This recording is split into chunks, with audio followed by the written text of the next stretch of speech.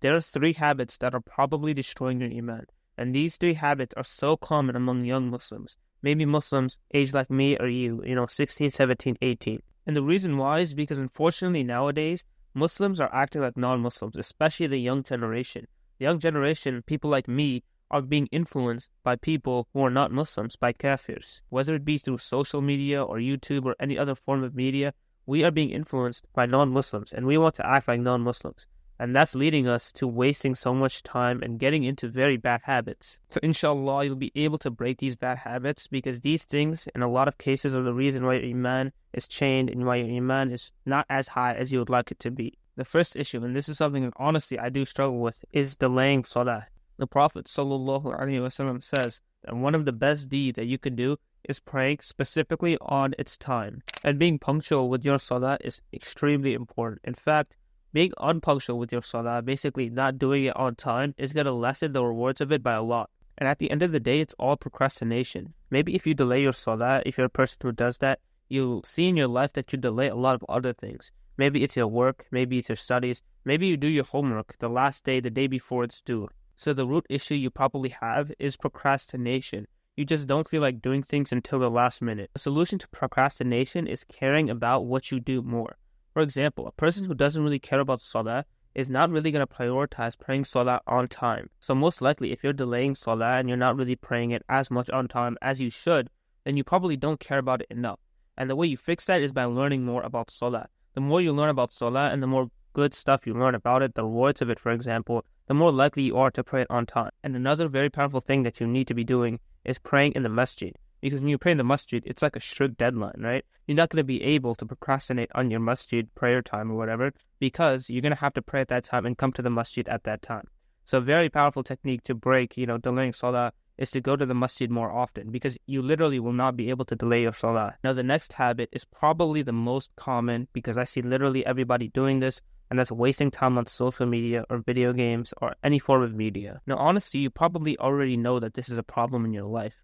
Like, you probably maybe even wasting time right now, and especially playing video games. The reason why a lot of people cope with video games is because they say, I'm only playing a little bit every day, right? Maybe they'll say, I only play an hour a day. But the reason why that's a problem, even if you're playing video games for an hour a day or you're watching social media for an hour a day, is because of the influence that it has on you. See, when you play video games for maybe just an hour a day, you're not only affecting that hour of the day, you're actually going to think about whatever video game you're playing for the rest of the day. And this is not just me making it up, because there's a good chance, like maybe you play video games and you would understand this. When you play an hour of video games, let's say in the morning or whatever time, you still think about the video game even after you played it, right? Maybe if it's like an RPG game, for example, you think of different things you could do, different tasks and quests you have to do. And at the end of the day, that's reducing your brain power. To be honest, it's the same with media. It's the same with maybe binging YouTube, because it's influencing you in ways that you don't want to be influenced. And it's putting desires on you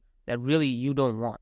For example, if you watch videos on maybe a certain sport, you constantly watch these videos, you're going to want to play that sport. You're going to be constantly thinking about it. And that's not necessarily a bad thing if, that's actually your passion. But a lot of times it's not. A lot of times you're doing it just for entertainment. And now your mind is skewed. Like, you don't really know what you want. This is a crucial thing you need to fix in your life, especially if you want to increase your iman. Or honestly, if you want success in anything, right? Even if it's not Islamic. If you want success in terms of money, wealth, studies, you're going to need to stop this bad habit. The way you do this is not by directly just removing the social media or video games, but rather replacing it with good things. Because if you think about it, if you remove that time you spend watching social media, binging on YouTube, then you're just going to have nothing to do on that day, because you'll probably spend a lot of time doing these useless activities. So if you remove them just directly, you're going to be bored the whole day. You can't just remove them. Instead, you have to replace them with good things. For example, work that you actually care about.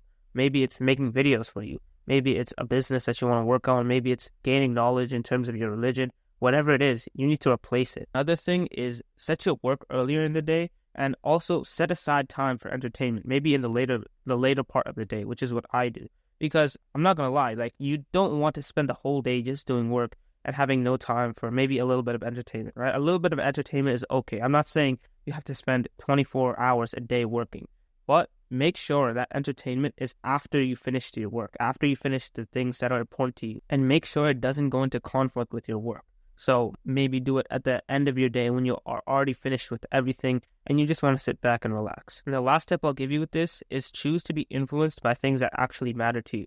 So for example, instead of watching videos about just random entertainment stuff that doesn't matter, choose and watch videos about maybe Islamic topics, maybe about gaining Islamic knowledge, maybe watch Islamic lectures. Now, the last habit is music. Music is very bad for a very similar reason of the other habit I mentioned. Music influences you to do a lot of bad things because, you see all the popular music nowadays, it's all about, drugs, maybe making money, crimes, and it's a lot of just haram things. Unfortunately, what happens is music influences a lot of people to do very bad things.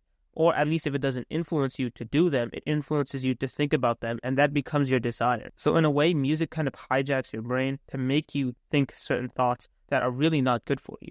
Instead, you should be influenced by good things, which is why listening to Quran is so powerful. What you listen to literally has an effect on your heart, on your desires. And that's why Quran is good and music is bad. And that's also why Quran and music do not mix in the same heart. So what I would tell you is listen to Quran instead of music. And a lot of people, unfortunately, are addicted to music. You really have to let that go and break that addiction to music because I guarantee you it's destroying your life, and a lot of times you might not even realize it. Anyways, that's all I have for this video. Don't stop making dua to Allah. Assalamu alaikum.